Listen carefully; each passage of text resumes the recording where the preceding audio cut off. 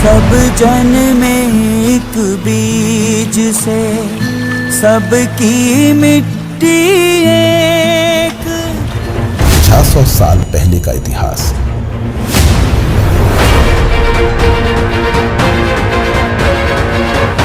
एक जुलाही का खुलेगा राज। कबीर आज जीवित होते तो अनेक जेलों में सड़ रहे या पागल खाने में होते तो ना जाने कितने मुकदमे हो गए होते उन पर। दुनिया में जिसने कबीर को जिस रूप में भी जाना, कबीर जी उसी रूप में उसकी जिंदगी का आधार बने। दुनिया उनकी आज भी दीवानी।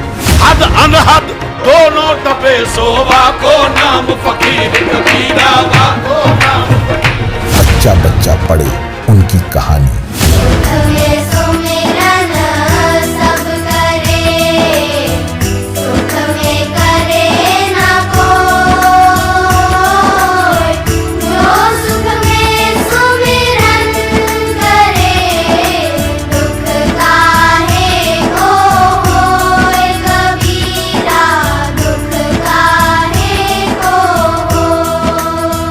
परदेशी कपड़ा बुनने वाला,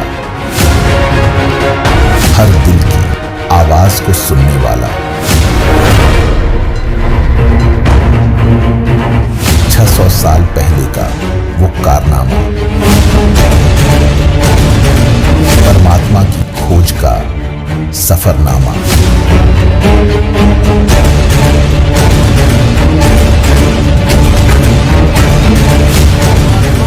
जानना है कि हु इज गॉड,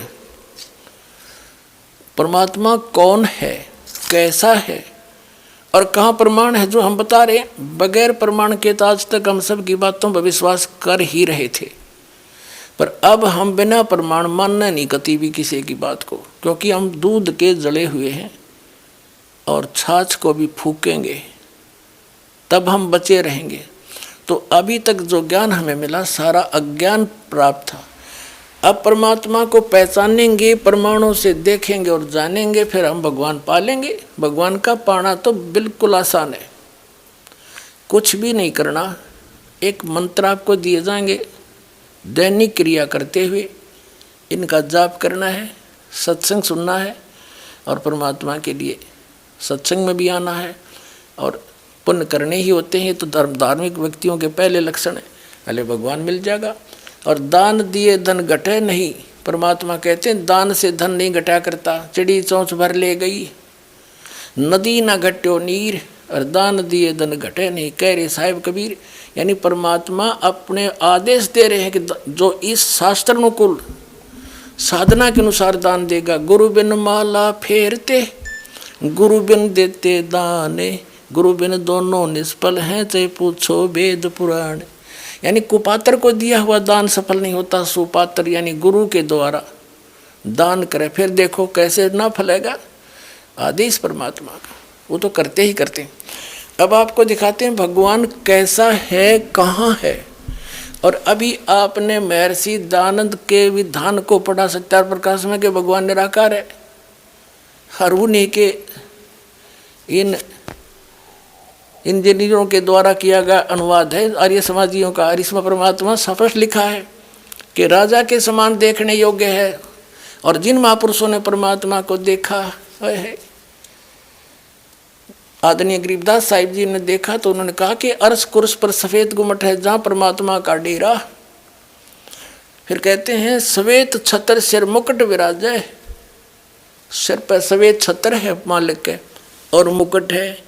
देखत ना उस चेहरे नु, तुम सच साधना नहीं करते, परम संत मिले नहीं, तो तुम उस चेहरे को, उस परमात्मा के उस स्वरूप को नहीं देख पा रहे हो, जिसके सिर पे मुकुट है और ऊपर छत्र है, सिंहासन पर विराजमान है, अर्श कुर्स पर सफ़ेद गुम्मट है जहाँ परमेश्वर का डेरा सतलोक में।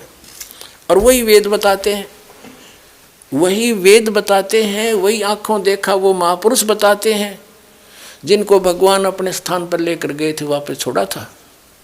और वही परमात्मा स्वयं बताते हैं। फिर तो आसानी तो समझ में आ जाएगा कैसा है भगवान। अब देखिए वेद, ऋग्वेद 9 और 10 मंडल इकट्ठे ही अनुवादित हैं, इसके ये अनुवाद कर रखा है। ये देखिएगा प्रकाशक हैं सार्वदेशिक कार्य प्रतिनिधि सभा, महर्षि दानंद भवन, रामलीला मैदान, नई दिल्ली। अनुवादकर्ता ये है मुद्रक Prince Offset Printers 1510 Pataudi house Daryaganj नई दिल्ली से। अब इसके ऋग्वेद मंडल नंबर 9 सूक्त नंबर 86 का और मंत्र नंबर 26-27 लेते हैं हम पहले। ऋग्वेद मंडल नंबर 9 सूक्त 86 का मंत्र 26। इसमें क्या किया है कि यज्ञ करने, क्या अनुवाद किया है इन्होंने, खुद अनुवाद कर रखा है समाज के आचार्यों ने। और जो भगवान को निराकार बताते, हर वेद क्या बताते, तो इन्हें खाक जाना वेदों का। और फिर नौकर रामपाल झूठा प्रचार करे मैं ऋषि दानंद का। वाह भाई वाह, झूठे को झूठा कह दिया, इसमें क्या कुप्रचार हो गया, तो सच्चाई कही है। देखो ये खुद अनुवाद कर रहे हैं कि यज्ञ करने वाले यजमानों के लिए, हम 26वां मंत्र पढ़ रहे हैं। यज्ञ करने वाले, यज्ञ माने धार्मिक अनुष्ठान, साधना करने वाले यजमान माने साधकों यानी भक्तों के लिए परमात्मा सब रास्तों को सुगम करता हुआ उनके विघ्नों को यानी संकटों को मर्दन करता है, नाश करता है, उनको पवित्र करता हुआ और अपने रूप को सरल करता हुआ वह कांति में परमात्मा। अब देखो इन्होंने इसका अर्थ सर्वज्ञ कर दिया कबीर का। ये देखो ये है कबीर, हम कबीर बोला बै कबीर, हम वेदों को वेद बोलते हैं, यहाँ कबीर, इसको इन्होंने संधि छेद करके ऐसे लिख दिया और अर्थ कर दिया सर्वज्ञ। यह लिखना था वो कबीर देव, कबीर देव, देव माने परमात्मा, कबीर भगवान विद्युत के समान क्रीड़ा करता हुआ वर्णीय पुरुष को यानी अच्छी आत्मा को प्राप्त होता है। अब ये कंसेप्ट क्लियर कराएंगे, इसको देखेंगे कि कबीर माने कबीर देव होना चाहिए। यहाँ पर कबीर साहब, भगवान की महिमा चल रही है और भगवान की महिमा में कबीर शब्द है, तो कबीर देव ये कवि मान लो, कबीर देव लिख दो, ये कबीर देव, हम कबीर देव कह जाओ, कबीर ये कवि मानने हैं। तो यहाँ अगर अनुवाद सही करेंगे इसका तो कबीर देव लिख दो। जैसे यजुर्वेद है, अपने आत्माओं आज हमने कंप्यूटर तो ही बना लिए और ऐसे ऐसे जटिल प्रश्न हल करते हैं हमारे बच्चे, बेटियां बच्चे। तो ये तो कुछ भी कोई ना आपके लिए समझण में, वो तो 1-2 रोटी के लिए माथा पे 16 साल करते हो और यहाँ 2 मिनट में समझा देगा दास, आपको सारी बात समझ में आ जाएगी, भगवान पावांगे, सतलोक चलेंगे। अब सारा पढ़ लिया, 20 साल बालक पढ़ा दिया, 15-16 वर्ष पढ़ा, फिर मृत्यु हो जाए बालक की, बताओ गया पढ़ा। और ये किया हुआ कभी व्यर्थ नहीं हो सकता, जो दास बताने जा रहा है। कहते हैं कबीर कमाई अपनी कदे ना निष्फल जा, और 7 समंदर आडे पड़ो हुआ मिले अगा हुआ। ये जो साधना दास आपको देगा कभी व्यर्थ नहीं हो सकती, आपकी एक सांस भी खाली नहीं जा सकता, इसकी कमाई मिलेगी वहाँ पर। अब देखो यजुर्वेद, ये महर्षि दानंद का ही अनुवाद है आर्य समाज वालों का। ये यजुर्वेद और प्रकाशक वही सार्वदेशिक कार्य प्रतिनिधि सभा 2/5 महर्षि दानंद भवन, रामलीला मैदान, नई दिल्ली से। महर्षि दानंद सरस्वती द्वारा इसका अनुवाद है। Prince Offset Printers 1510 Pataudi house Daryaganj नई दिल्ली से ही प्रकाशित छपा है। इसके 36वें अध्याय को आपको दिखाते हैं। प्रथम मंत्र में ये है यजुर्वेद और 60-300 अध्याय 36वां अध्याय है। इसके प्रथम मंत्र में यजु शब्द है। ऋचम वाच्यम परपदे मनो यजु परपदे श्याम प्राणम परपदे चक्षु श्रोत्रम परपदे। ये यजु शब्द लेना हमने। इसका अर्थ क्या किया महर्षि दानंद ने, यहाँ देखना, ये किया है यजु का अर्थ यजुर्वेद किया, बिल्कुल सही लिखा। यदि इस यजु शब्द का कोई अर्थ तो बनता है, यजु माने साधना, परमात्मा से मिलाने वाले मंत्र, इसका कुछ अन्य अर्थ कर देते तो ये कैसे पता लगता कि महिमा यजुर्वेद की है, उस बुक की है। यहाँ यजुर्वेद लिखना अनिवार्य था, जबकि ये केवल यजु है, ये यजुर्वेद लिख दिया। बिल्कुल सही किया, ये सही अनुवाद है। और इसका अर्थ कर दे, जैसे यहाँ कबीर देव कवि होता तो लिखना चाहिए था कबीर देव। अगर उसका अर्थ कर दें तो कैसे पता चलेगा वो परमात्मा कौन है जो ये लीला करता है, उसका नाम क्या है। तो ये कबीर देव लिख देते, कबीर देव। हम उसने कबीर पढ़ रहे हैं, कबीर वह को वह बोलते हैं हम, इसलिए अब भ्रंश करके उसको कबीर साहब कहने लगे। देव माने साहब को, राम को, गौड अल्लाह को, खुदा को। तो अब हम फिर आते हैं ऋग्वेद मंडल नंबर 9 सूक्त नंबर 86 के मंत्र 26 पर। अब हम यजुर्वेद रख दिया, ऋग्वेद उठा लिया, और ये भी इन्हीं आर्य समाज के आचार्यों द्वारा, आर्य समाजियों द्वारा अनुवाद है। ये देखिएगा, ऋग्वेद मंडल नंबर 26 मंडल नंबर 9 सूक्त 86 का, ऋग्वेद मंडल नंबर 9 सूक्त 86 का मंत्र 26 क्या लिखा है कि यज्ञ करने वाले यजमानों के लिए परमात्मा यानी साधना, धार्मिक अनुष्ठान, यज्ञ माने धार्मिक अनुष्ठान करने वाले यजमान माने भक्तों के लिए परमात्मा सब रास्तों को सुगम करता, उसके रास्ते खोल देता है।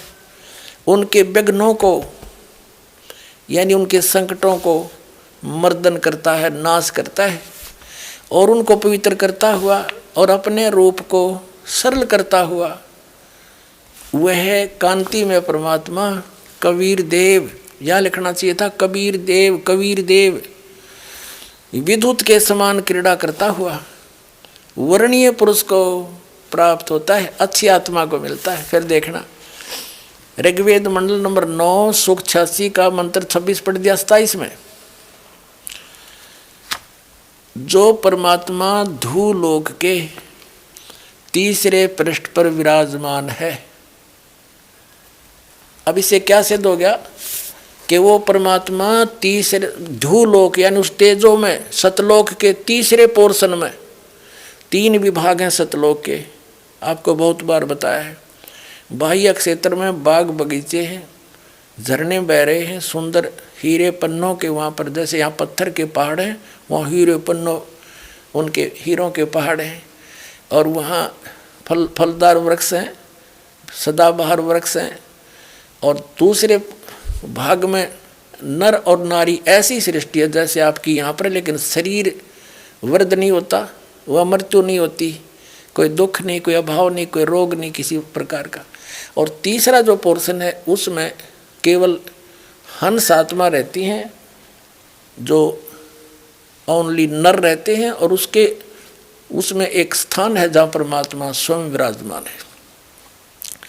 गुम्बज है, राजा के समान बैठे हैं वहाँ पर परमात्मा सिंहासन के ऊपर, सिर पे मुकुट है, श्वेत छत्र है, बहुत बड़ा आलीशान उनका मकान है, परमात्मा जहाँ रह रहे हैं। अब ये तो स्पष्ट कर दिया कि वो परमात्मा तीसरे धूलोक के तीसरे पृष्ठ पर, तीसरे स्थान पर विराजमान है, तीसरे पोर्शन में।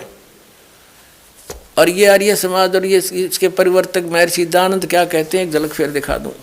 ये सत्यार्थ प्रकाश महर्षि दयानंद का अनुवाद है, ये अनुभव है, ये निराकार बताता है भगवान को। ये कहाँ से छपा है? पुण्यात्मा इनकी पाले से ना उतरेगी, इतने आपका समझ में ना आवे। सचमुच ये इतने अनजान थे, अज्ञानी थे। असली और नकली नोट साथ साथ दिखाए जाएंगे तभी हम समझ पाएंगे। ये कहाँ से प्रकाशित है? आचार्य प्रिंटिंग प्रेस, दयानंद मठ गोहाना मार्ग रोहतक से। इसके देखिएगा, ये आपने पहले ही पढ़ा था, फिर देख ली सप्तम समोल्लास में। ये सप्तम समोल्लास सत्यार्थ प्रकाश के 154 पृष्ठ पे प्रश्न किया किसी ने, ईश्वर साकार है निराकार? महर्षि दयानंद कहते हैं परमात्मा निराकार है। स्पष्ट हो गया। अब हम फिर आते हैं ऋग्वेद, इन्हीं के नारिय समाजियों का अनुवाद है ये ऋग्वेद। और पुण्यात्मा अगर दास इसका अनुवाद करता और आपको बताता तो ये अवश्य भ्रमित कर। पहले कह रहे थे रामपाल ने संस्कृत नहीं आती, तो इनका फिर दाव लग जाता। आम आदमी ये समझ लेता भाई संस्कृत तो जो जानते हैं वही समझ सकते हैं, ये अभी थोड़ी सी कमी त्रुटि आपका जरूर रह जाती है कितने न कितने, तो वह बिना छोड़ी भगवान ने इन इंजीनियरों द्वारा ही करवा दिया अनुवाद। इनकी बुद्धि पर पत्थर घेर दिया जब ये सच्चे श्लोक परमात्मा ने अनुवाद करवाया। परमात्मा क्या नहीं कर सकता, जीव का क्या औकात है। चोर चुरावे तूंबड़ी गाड्डे पानी में, वह गाड्डे वह ऊपर आओ न सच्चाई छानी ना। अब फिर देखो ये हमने फिर ऋग्वेद मंडल नंबर 9-10 उठा लिया और इसके अनुवाद करता यही, ये प्रकाशक भी वही हैं। ये अनुवाद करता मुद्रक Prince Offset Printers 1510 Pataudi house त्रियागन नई दिल्ली से। अब हम ऋग्वेद मंडल नंबर 9 सूक्त 86 का मंत्र 26-27 पढ़ दिया। 27 में हमने पढ़ा कि जो परमात्मा ध्यूलोक के तीसरे पृष्ठ पर रहता है, विराजमान है। इसे से दो गया भगवान एक स्थान पर रहने वाला एक देशीय है और वहाँ से गति करके आता है। यहाँ देखना, अब ऋग्वेद इसी मंडल नंबर 82 का मंत्र एक और कतिक स्पष्ट कर देगा। मंडल नंबर 9 सूक्त 82 ऋग्वेद का और मंत्र 1। सोम माने सर्वोत्पादक प्रभु, सबकी उत्पत्ति करने वाला, प्रकाश रूप, सद्गुणों की वर्षा करने वाला और पापों का हरण करने वाला। महर्षि के पाप का काट नहीं सकता और वेद कहते हैं पापों का हरण करने वाला वह राजेव, राजेव राजा के समान। ये देखो 269 पर पढ़ा हमने, कदे नहीं सोचा पृष्ठ बदल गया होगा। अब 270 पे राजेव के, राजा के समान, यहाँ तो लिखा राजा के समान, राजा के यहाँ आ गया समान। राजा के समान दर्शनीय है, देखण जोगा है, साकार है, राजा के समान सिंहासन पर बैठा है और वह पृथ्वी आदि लोक लोकांतरों के चारों ओर शब्दमान हो रहा है। वह वर्णीय पुरुष को जो दृढ़ भक्त है उसको पवित्र करता हुआ मिलता है, उसको प्राप्त होता दृढ़ भक्त को, अच्छी आत्मा को जो दृढ़ भक्त है। जिस प्रकार विद्युत स्नेह वाले स्थानों को आधार बनाकर प्राप्त होता है। और देखियो फिर क्या किस उद्देश्य से लेकर आता है। हे परमात्मन, उद्देश्य करने, उपदेश करने की इच्छा से आप महापुरुषों को प्राप्त होते हो।